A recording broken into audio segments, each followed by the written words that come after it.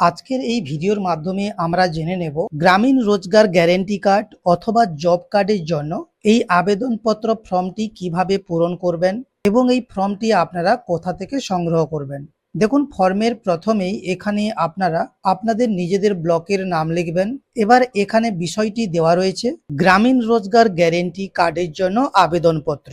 মহাশয়, আমি এখানে যিনি আবেদন করছেন আবেদনকারীর নাম লিখবেন, পিতা অথবা স্বামীর নাম, এখানে পিতা অথবা স্বামীর নাম লিখবেন, এখানে গ্রাম পঞ্চায়েতের নাম লিখবেন, স্থায়ী বাসিন্দা ও ভারতবর্ষের নাগরিক, আমার পরিবারে কোনো গ্রামীণ রোজগার গ্যারেন্টি কার্ড নেই বা কার্ডটি ডিলিট হয়ে গেছে, সেটি প্রযোজ্য নয়, কেটে দিন। এখানে আপনারা নতুন জব কার্ডের জন্য যদি আবেদন করে থাকেন তাহলে কার্ডটি ডিলিট হয়ে গেছে এই অপশনটিকে আপনারা কেটে দেবেন। আমি অথবা আমরা MGNREG আইন 2005 অনুযায়ী ভিবিজি রাম প্রকল্পে দক্ষ, অর্ধদক্ষ, অদক্ষ যে ধরনের শ্রমিক হিসাবে কাজ করতে চাইছেন সেটা টিকমার্ক করবেন।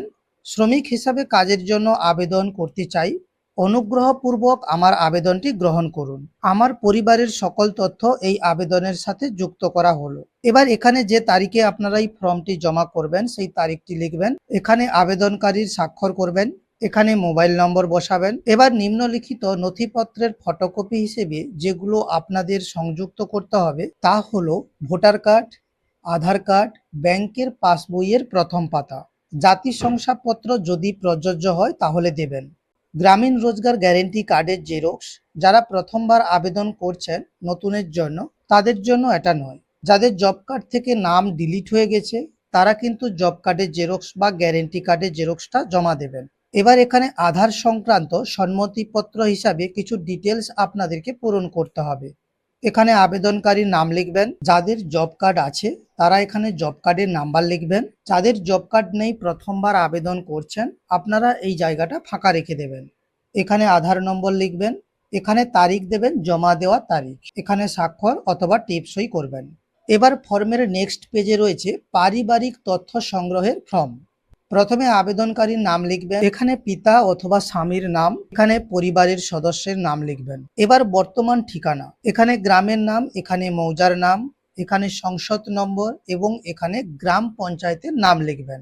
এবার এখানে পরিবারের সদস্যদের তথ্য আপনাদেরকে ফিল আপ করতে হবে। প্রথমে এখানে পরিবারের যিনি হেড অব দ্য ফ্যামিলি রয়েছেন সেই সদস্যের নাম লিখবেন। পরপর যে কলমগুলো রয়েছে, আপনাদের পরিবারে 18 বছরের উপরে এক বা একের বেশি একাধিক সদস্য যদি থাকেন প্রত্যেকের নাম আপনারা এখানে লিখবেন।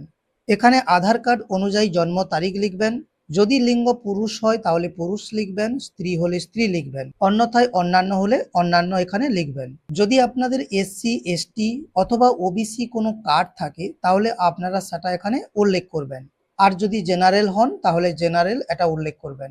এখানে ভোটার কার্ডের নাম্বার, এখানে আধার কার্ডের নাম্বার লিখবেন, আপনাদের আধার কার্ডের সঙ্গে সংযুক্ত মোবাইল নাম্বারটি এখানে লিখবেন।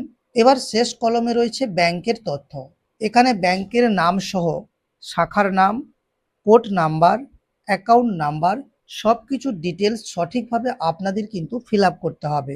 একইভাবে এই ঘরগুলোতে আর যে সমস্ত সদস্যের নাম লিখবেন তাদের ডিটেলসগুলো একইভাবে ফিল আপ করতে হবে। এবার একদম শেষে এখানে জমা দেওয়ার তারিখ লিখবেন, এখানে আবেদনকারীর স্বাক্ষর করবেন। এই ছিল আজকের গ্রামীণ রোজগার গ্যারেন্টি কার্ড অথবা জব কার্ডের জন্য আবেদনপত্র ফর্ম ফিল আপ। আজকের এই ভিডিওটি আপনাদের কাছে ইনফরমেটিভ মনে হলে অবশ্যই আপনি লাইক দিয়ে আমাদেরকে উৎসাহিত করবেন।